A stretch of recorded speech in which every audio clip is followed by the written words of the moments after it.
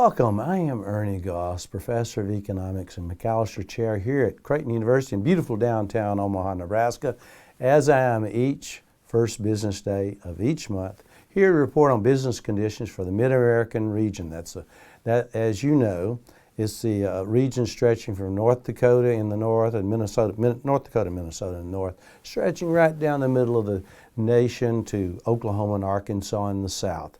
So this is a survey of supply managers who are sort of the canary in the coal mine. What they see today, we'll probably see later on, although that's been less true lately than it has been. The overall index was below growth neutral for the third straight month. Now that's obviously not good. The U.S. number, as you may have seen last month, was below growth neutral. That was for August. Later on this morning, we'll see what comes forth from the national ISM reading. The overall index decreased to 45.5. That's not good. That's well below growth neutral. Not in what I would call a recessionary range yet.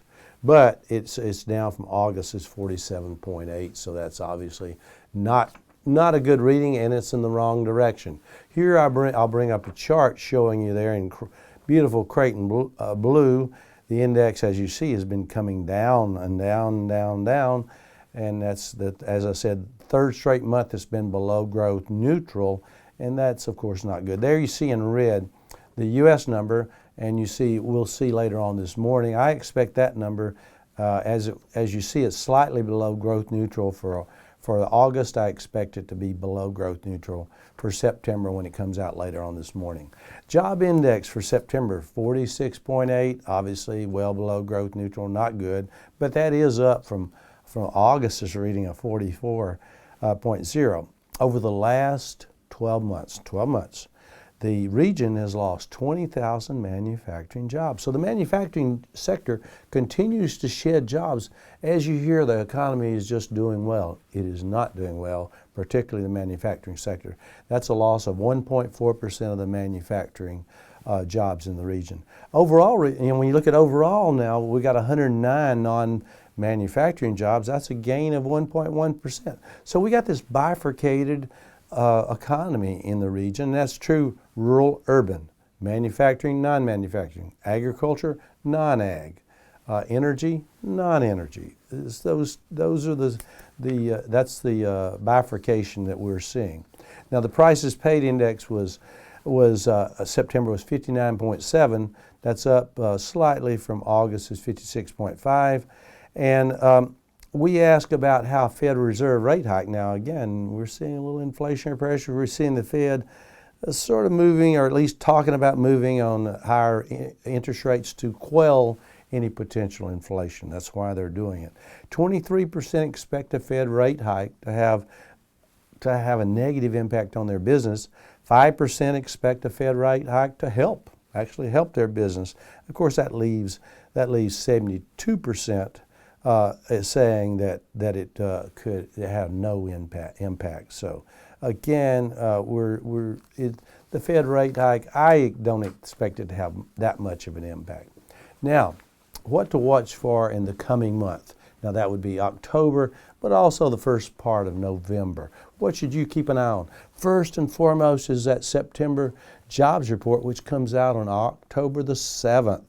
A reading above 200,000 may push the Fed to consider a rate hike as early as their meeting in November. Now, again, something 100,000 and below, you're probably looking at the Fed to say, well, let's pull back. CPI for September, that's Consumer Price Index, October the 18th. The core goes above 2.5. It's been above 2 for 10 straight months. Above 2.5 is, again, pushing the Fed to raise rates. And it's a signal that the economy, at least prices, are growing too quickly for them. GDP third quarter. My goodness, here we are going to report on third quarter GDP for the U.S., and that's coming out October the 28th. I think it's going to be a little weaker than we expect. The market had been expecting something above 2%. I think it's going to come in below 2%. Now, if it's above 2, particularly if it gets 3%, now that's annualized 3% growth. If it gets that high, even approaching that, it's going to seal a rate hike, at least one this year from the Federal Reserve. Now, what are the risk factors that can really throw this economy off? One is a much stronger U.S. dollar. Now, as the Fed raises rates, that typically pushes up, that would typically push up the value of the dollar, and that's a concern. November the 2nd and December the 14th, the Fed Open Market Committee, that's a rate setting committee of the Federal Reserve, they're going to consider a rate hike, and as you may know, 3 members of that FOMC, the Federal Open Market Committee, voted to raise rates already. So the 3 sitting on the fence, not sitting on the fence, they're in there to raise rates. If they get more colleagues agreeing with them, we could have a rate hike as early as November the 2nd. I expect 1 rate hike in the rest of the year. Either November, I think it's more likely to come in December the 14th. PMIs, Purchasing Management Indices, that's the number we released. Now, looking at ours this week, look at the national, which comes out later on this morning for the month of September. If that one's below growth neutral, warning signal, a risk factor. When we see the November the 1st one comes out, if it's also below growth neutral, that's a risk factor telling us this economy is slowing down and slowing down too quickly. And the good part about that is it could push the Fed to not raise rates. The bad part, of course, is the economy is slowing down. We're not adding jobs like we need to be adding jobs, and overall wealth of the nation is not growing as quickly as we like to see. Well, that's it, folks. Thank you for tuning in today. Was not a good report for the 9-state region. I'm Ernie Goss here at Creighton University. Until we meet again on November the 1st, the first business day of November, when I'll report on the October survey results. Until then, may your economic cup runneth over.